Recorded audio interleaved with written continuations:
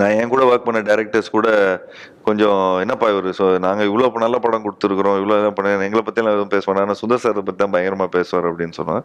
But எனக்கு தெரிஞ்ச அவர் ஒரு ப்ரொடியூசர் ஃப்ரெண்ட்லியான ஒரு டேரக்டர். அண்ட் ஒரு படத்தை வந்து ஒரு 120 நாளில் வந்து பூஜை போட்டதுலேருந்து 120 நாள் வரைக்கும் ரிலீஸ் பண்ணிவிடும். So it's a dream director for producer and actors also. இப்போ எங்களுக்கு வந்து ஒரு சம்பளம் சொல்கிறாங்கன்னு வச்சுங்களேன், இவ்வளோ சம்பளம் சார் உங்களுக்கு அப்படின்னு நம்ம என்ன நினைப்போம், சரி ஒரு 3 மந்த்ஸில் நமக்கு அந்த சம்பளம் கிடச்சிரும், ஷூட்டிங் முடிஞ்சிடுச்சுப்பா, முடிச்சோடனே வேலை முடிஞ்சிடுச்சு, சம்பளம் வாங்கிட்டோம், நம்ம பண்ண அடுத்த படத்துக்கு போகிறோம். பட் நிறைய ப்ரொடியூசர்ஸ் கிட்ட சார் இதான் சார் சம்பளம், இதான் இது அப்படின்னு சொல்லுவாங்க. பார்த்தா ஒரு 1.5-2 வருஷமாக ஒரே சம்பளத்தை கொடுத்துன்னு இருப்பாங்க. ஒரு 3 மாதத்தில் கொடுக்க வேண்டியதை ஒரு 1.5 வருஷம் 2 வருஷத்தில் கொடுப்பாங்க. சுந்தர் சாரை பொறுத்த வரைக்கும் ஒரு ப்ராஜெக்ட் நம்ம வந்து ஒரு 2 மந்த்ஸில் எல்லாமே கிளியர், ஜிஎஸ்டி கூட கிளியர் ஆகிடும்.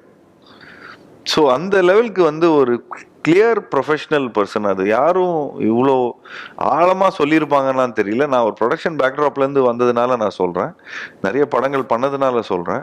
ஒரு க்ளீன் டீல்னு சொல்லுவாங்க பார்த்தீங்களா, ஒரு ரியல் எஸ்டேட் டீல் கூட ரொம்ப க்ளீனாக இருக்கும். ஒரு படத்தை டக்குன்னு ஒன்று பண்ணுறோம், இப்போ ஒரு பண்ணோன்னே பேமெண்ட் முடிஞ்சு போச்சுங்க அப்படிங்கிற மாதிரி. இல்லை சும்மா பேப்பரை வாங்கிட்டு ஏதோ கொடுக்குறேங்க ஏதோ வாங்குறேங்க, ஏதோ எப்போ ரிஜிஸ்ட்ரேஷன் வச்சுக்கலாம், அந்த கன்ஃபியூஷன்லாம் இல்லை. டீல் ஃபிக்ஸ்னால் உடனே அடுத்த வேலைக்கு போகிற வேலை தான். So I think one of the finest precised directors.